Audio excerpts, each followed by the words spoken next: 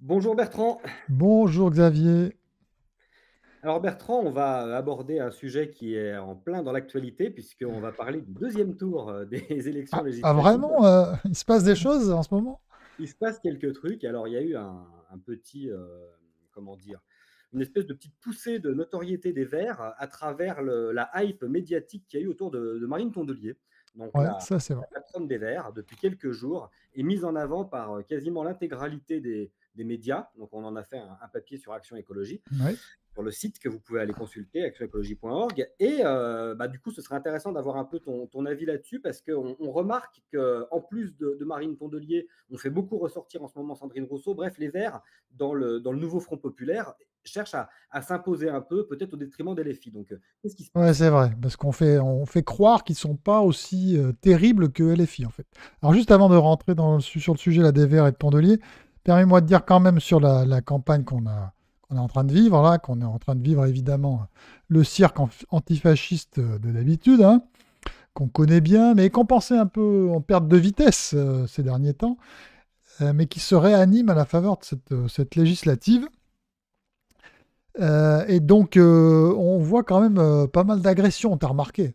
Oui. Alors, agression du candidat RN, on a vu une agression de quand même la porte-parole du gouvernement, Priscilla Thévenot, et puis d'un candidat aussi d'un ami ou d'un colistier de Véran, Olivier Véran, qui se présente en Isère, je crois, ou en Haute-Savoie, je sais plus, enfin bref. Et donc voilà, donc on voit un cirque, tu sais, antifasciste, ils vont arriver au pouvoir, ça va être terrible, etc. Et puis en même temps, on voit des agressions qui sont d'un côté sur Priscilla Thévenot, bon, sur le Coran, venez, etc. Donc c'est ce qui a été dit. Donc je pense pas que ce soit le RN. Alors ce qui était très marrant, c'était l'interview quelques heures avant de Priscilla Thévenot, tu sais, sur le RN et je suis métisse et mes enfants sont métis. Et qu'est-ce qu'on va vivre dans un pays gouverné par le RN, quoi. Et quelques heures plus tard, elle se prend une agression quand même très très sérieuse. J'ai eu l'impression de gens qui n'étaient pas forcément très très RN, Alors, évidemment. ça se passe, pour préciser, à Meudon-la-Forêt, qui est un quartier sensible, comme on dit pudiquement, de Meudon, dans les Hauts-de-Seine. Donc, c'est vraiment au milieu des tours, hein, que ça s'est passé. Et l'agression a eu lieu notamment à coups de trottinette. Et en général, ça, c'est signe. Voilà. Et puis, alors sur Véran, apparemment, bon, c'est un candidat LFI qui lui a mis un point dans la gueule. Bon, c'est ce qu'a dit la personne. Après, on verra, hein. Des fois, tu Un as des militant surprises. âgé de plus de 70 ans, effectivement, qui collait Voilà. des affiches pour Olivier Véran, qui s'est pris un coup de poing de la part d'un militant de la France Insoumise. Voilà. Et donc, bon, et on sait par ailleurs que, si tu veux, la bordélisation de la France actuellement, quand il y a des événements au Stade de France, après chaque événement sportif à Paris, etc., c'est essentiellement soit des jeunes de banlieue, on peut dire ça comme ça, hein, voilà, et puis aussi des antifas, en fait. Donc, évidemment qu'on est en train de vivre le cirque antifasciste, mais derrière tout ça, c'est bien sûr le fait d'essayer d'empêcher, c'est que de la politique, si tu veux, les désistements et tout ce qu'on peut vivre. Donc, tout ça, ce sont des arguments qui n'ont aucune valeur, mais c'est simplement donc une tentative pour faire en sorte que le RN n'est pas la majorité absolue, quelles qu'en soient les conséquences d'ailleurs. Donc, on est un peu dans House of Cards. Je ne sais pas si tu as vu cette série. Non. Donc, sur un gars qui va essayer d'arriver à la présidence des États-Unis. Très marrant, il se trouve que je suis en train de la voir, tu vois, c'est tout à fait par hasard, j'avais commencé à la regarder avant tout ce bordel, et évidemment, tout est tactique politique dans cette série, et les idées n'ont absolument aucune importance, tout ce qu'il faut, c'est arriver au pouvoir ou demeurer au pouvoir. Et donc, c'est exactement ce qu'on est en train de vivre en ce moment, et donc, voilà le rideau de fumée en ce moment, voilà. Donc, on n'est pas surpris, mais ce qui est marrant dans ce contexte, c'est effectivement qu'il y a une espèce de recherche un peu prématurée d'une majorité introuvable. Et on se dit, ah bah non, on peut quand même pas faire une majorité, je parle des macronistes, avec les candidats LFI. Mais quand même, dans ce pôle de gauche, il y a d'autres partis, comme les Verts, et puis comme le Parti communiste, par exemple. Et donc, on est en train d'entendre cette petite musique, comme quoi il pourrait y avoir une majorité qui se forme gros, de Attal jusqu'aux Verts, parce que, a priori, les Verts seraient moins terribles que LFI. Et donc, c'est là qu'on est vachement surpris, si tu veux, parce que considérer les Verts comme un parti ou comme des individus qui sont plus modérés que LFI, c'est vraiment se foutre de la gueule du monde. Parce que les Verts, en ce moment, hein, évidemment, ils sont à la manœuvre un peu partout. Je te rappelle quand même ce qui se passe en ce moment, en fait, en France, un peu partout. J'ai parlé des violences urbaines il y a une minute. Mais tu sais, il y a beaucoup de violences aussi dans les territoires sur des projets d'aménagement. On pense à Sainte-Soline, sur l'autoroute dans le sud de la France. On pense aussi au blocage d'autoroutes qu'on voit depuis quand même des mois et des mois. Et puis les dégradations dans les musées. Tu te souviens, tu vois ce dont il s'agit. Donc la bordélisation de la France, elle vient aussi de la mouvance verte, évidemment, et de plus en plus important. Il y a eu des livres sur ce sujet-là. L'augmentation finalement du terrorisme, là le mot est un peu fort, mais en tout cas de l'agite-propre et du désordre amené par les écologistes, même s'ils ne sont pas forcément dans le Parti vert, c'est quand même la même mouvance. Et on a vu, évidemment, à Sainte-Soline, etc., toutes les violences qu'il y a eu, que évidemment les partis verts étaient présents et qu'il y a en fait une porosité avec les antifas, etc. Donc tout ça est quand même... j'ai du mal à comprendre qu'on veut faire des verts quelque chose de plus policé. À la rigueur, on ferait avec le Parti communiste. Je veux bien, parce que le Parti communiste a un peu changé, il faut bien reconnaître. Mais pas avec les Verts. Donc, Marine Tondelier, alors oui, c'est intéressant. Donc, elle est d'Hénin-Beaumont, figure-toi, mais elle ne vote pas comme la plupart des gens dans sa circonscription pour le Rassemblement national. Elle est une élue d'opposition. Elle a même écrit un livre hein, sur voilà, des nouvelles du front, je crois que ça s'appelait, c'est un truc comme ça, où elle raconte, alors j'ai pas lu le livre. Hein. Et puis, elle a fait l'Institut d'études politiques, donc c'est Sciences Po Lille, hein, et on voit aussi comment est orienté Sciences Po. On voit le bordel qu'il y a en ce moment. Il y a eu des images sur la remise des prix à Sciences Po, franchement. Qui ont envie d'envoyer ses enfants à Sciences Po aujourd'hui. Et puis, on a vu ses positions sur le rap. Tu as vu ça? Donc, oui. Le rap, alors comment ça s'appelle déjà alors, je ne sais plus exactement, mais enfin, ils ont dit qu'ils ont traité... No Passaran. Voilà, No Passaran, voilà, c'est ça. Et alors, on a vu comment ils ont traité les femmes. Bien sûr, Marine Le Pen. Et puis, la mère de Jordan Bardella, qui est traitée de pute, je crois. Alors, on aurait pu traiter aussi de pute Marine Tondelier, pourquoi pas, je veux dire, mais aurait-elle réagi de la même manière qu'elle a réagi? Parce qu'elle a dit, en gros, c'est les codes du rap, c'est violent, le rap, pour les femmes, c'est violent, etc. Donc, elle aurait, tu sais, elle t'a interrogé là-dessus, je crois que c'est par Apolline de Malherbe, elle aurait pu dire tout simplement, bon, c'est des abrutis, évidemment que je condamne, mais elle a remis en contexte un peu comme une intello de la fac, donc voilà, donc c'est les codes du rap, c'est violent pour les femmes, en gros c'est dans leur culture, les pauvres petits quoi. Alors tu sais, ça me rappelle Marie Toussaint pendant la campagne des européennes.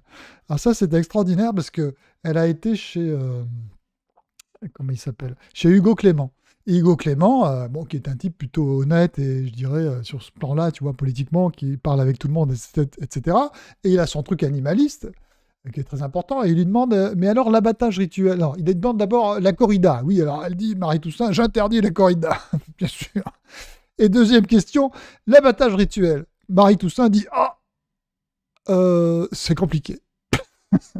Donc franchement, donc c'est exactement la même réponse qu'a fait Tondelier sur le rap, là c'est juste ridicule. Bon allez, tu condamnes et puis basta, on passe à autre chose. Non, elle met en contexte et puis elle dit c'est compliqué en fait. Bon, elle a plus ou moins condamné, hein. Mais il faut quand même voir le niveau de politique qu'ils atteignent, quoi. Et puis Marie Toussaint, c'est quand même la critique très importante aussi de CNews et de Valeurs Actuelles, en disant qu'en gros, c'est des fachos et qu'ils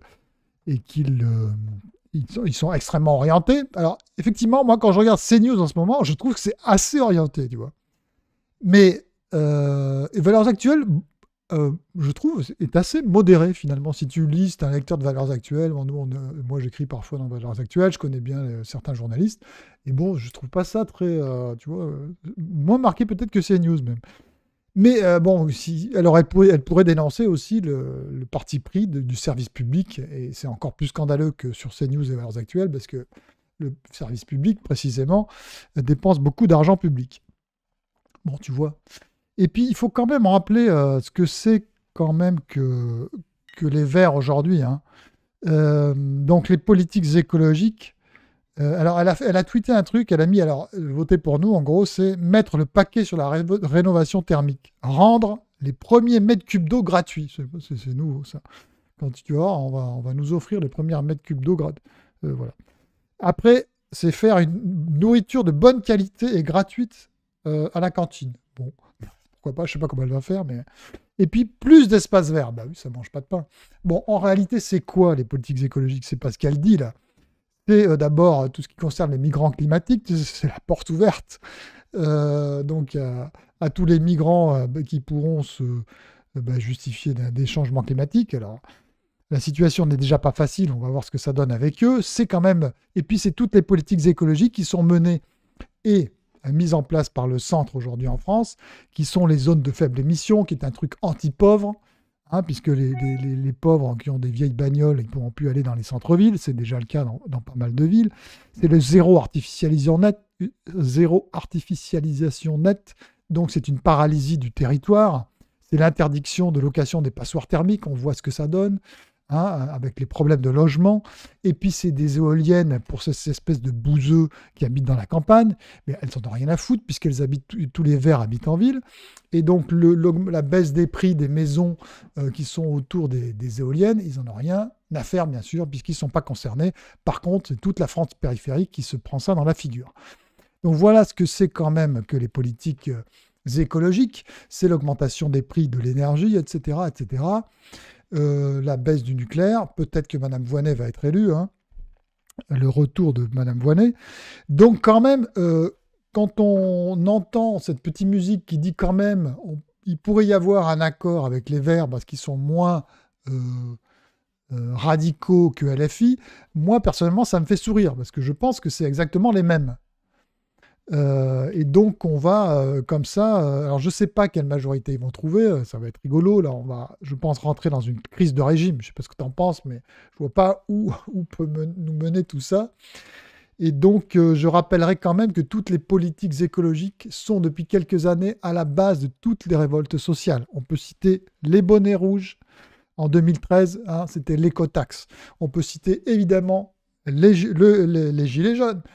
Les gilets jaunes, c'était la taxe carbone, un renforcement de la taxe carbone. Et puis, c'est la révolte agricole. Et donc, tout ça, voilà. Donc, peut-être qu'après toutes ces révoltes, on va avoir les révoltes des vestes vertes. En tout cas, on n'espère pas qu'on va les avoir au gouvernement, si tu veux mon avis. Un gouvernement mené par Marine Tondelier. Je sais pas, c'est vrai que tu as vu que tous les médias sont en train de mettre l'accent sur Marine Tondelier, c'est fascinant. On se demande si c'est pas téléphoné, quoi. Bah, c'est très surprenant puisque ce qui est très drôle et ce qu'on explique d'ailleurs dans l'article, c'est que c'est venu d'un seul coup. En fait, tous les médias sont limite coordonnés puisque c'est à peu près le même jour et aux mêmes heures que tous les titres se sont penchés sur Marine Tondelier avec la révélation de la campagne, la nouvelle star du nouveau Front Populaire, la vraie Marine des Nains-Beaumont. J'ai vu ça aussi Ah oui, exact.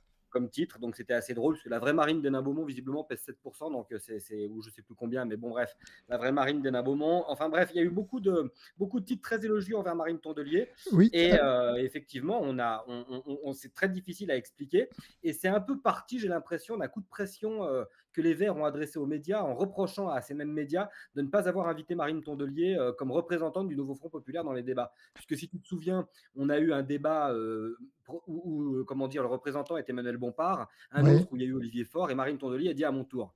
Et Sandrine Rousseau lui a emboîté le pas en disant ça manque de femmes, c'est pas normal. Donc voilà. Et on en est arrivé à la situation qu'on a actuellement avec Marine Tondelier qu'on voit absolument partout. Oui, d'ailleurs, elle reproche à Jordan Bardella de ne pas vouloir débattre avec elle. Mais quand même, aux dernières élections, les Verts, c'était 5%. Hein, c'est pas LFI, etc. Donc, je ne sais pas si elle est la mieux placée pour débattre avec celui qui est arrivé avec plus de 30% des voix. Donc Bon, effectivement, il y a un vrai problème de rapport de force à l'intérieur du Nouveau Front populaire où c'est clairement LFI qui domine. Donc pour le coup, il n'est pas illogique de vouloir, débattre avec un représentant de LFI plutôt qu'avec un ouais. représentant des Verts.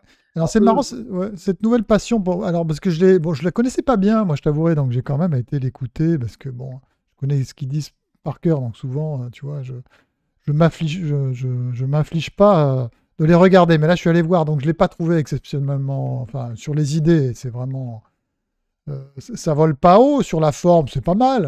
Bon là sa petite veste verte, il faudra qu'elle la change parce que ça va devenir une blague, tu vois, et ça va devenir ridicule. Et puis c'est toujours le niveau zéro aussi des arguments. Elle a tweeté il n'y a même pas une heure. Nous avons eu beaucoup de débats très masculins lors de ces élections. Alors, je ne sais pas en quoi les débats sont masculins, bon, il faudra nous expliquer. Et c'est un problème. En 2024, on ne peut plus faire de séquence électorale complète sans avoir aucune femme. Car tout ce qui se fait sans nous se fait contre nous. Ah bah ça vole haut, tu vois. Donc je suis une femme, j'ai le droit.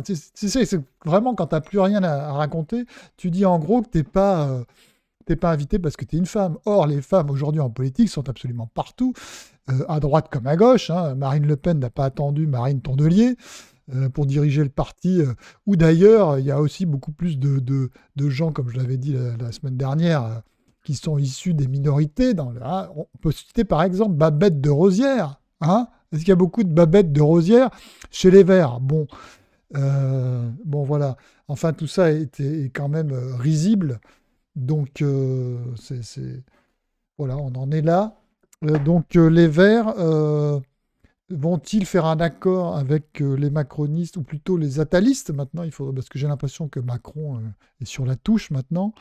Et dans tout sauf le FN, je crois que je ne sais pas comment ils vont gouverner ensuite s'il n'y a pas de majorité pour le RN. Donc je pense, moi, si tu veux, mon idée, c'est que c'est ce que j'ai dit, j'ai été interrogé, tu as vu, par Epoch Times. Mhm. Donc, à mon avis, donc, si le RN a une majorité absolue, comment dire, les politiques écologiques décroissantes vont prendre un coup, comme je l'avais déjà analysé. Alors après, si c'est une majorité improbable avec des gens des Verts, des communistes et des attalistes, eh bien ça va être pareil. Je pense qu'il y aura un moratoire forcé, c'est ce que j'ai dit dans l'interview de Epoch Time. On va subir une situation où on ne pourra plus bouger sur les questions écologiques, sur le renforcement des lois, des éléments sur la décarbonation et sur la restauration de la nature. J'ai déjà parlé de cette loi inique qui a été votée à l'échelle de l'Union européenne, qui va encore priver l'économie en fait de pouvoir fonctionner, quoi. Et donc, on va avoir un moratoire forcé sur toutes les questions écologiques. Donc là, on est en train de vivre, je pense, la fin de l'écologie en tant que politique punitive. Et il y aura des telles révoltes sociales si on veut approfondir ces politiques que finalement, plus personne ne pourra les porter. Et c'est ce qui va se passer, je pense, dans les semaines et mois qui viennent, et notamment au niveau de l'Union, parce que là, on est très focalisé sur la France. Mais il faudra quand même regarder ce qui va se passer au niveau de l'Union européenne. C'est là où sont les enjeux, en fait. Ok, merci Bertrand. Tu as bien fait de rappeler quelque chose d'essentiel, c'est que les Verts misent tout sur leur pseudo-respectabilité, puisqu'on entend énormément de responsables politiques dire qu'ils ne s'associeront jamais avec LFI, mais par contre avec des écologistes Voilà. raisonnables. Je crois que c'est Voilà. Renaud Muselier qui a dit ça en parlant à Yannick Jadot, en disant avec tes collègues écologistes raisonnables, on peut s'entendre, il n'y a pas de souci. Donc voilà, il faut peut-être démystifier un peu le côté raisonnable des Verts, qui en réalité sont des idéologues terribles et sont capables aussi de pousser à l'action violente au nom de leurs idéaux, quoi. Donc, Ah, absolument. Et puis, qui n'arrête pas, tu vois, il parle des femmes. Là, je te signale que les dernières personnes qui ont été condamnées, pas condamnées, mais en tout cas qui ont fait des conneries avec leurs femmes, hein, c'est plutôt au niveau de la gauche et des Verts notamment. On se souvient de Baupin il n'y a pas très longtemps. Et puis du dernier, je crois que c'est Bayou qui avait eu un problème aussi, oui. le premier secrétaire des Verts, juste avant Tondelier.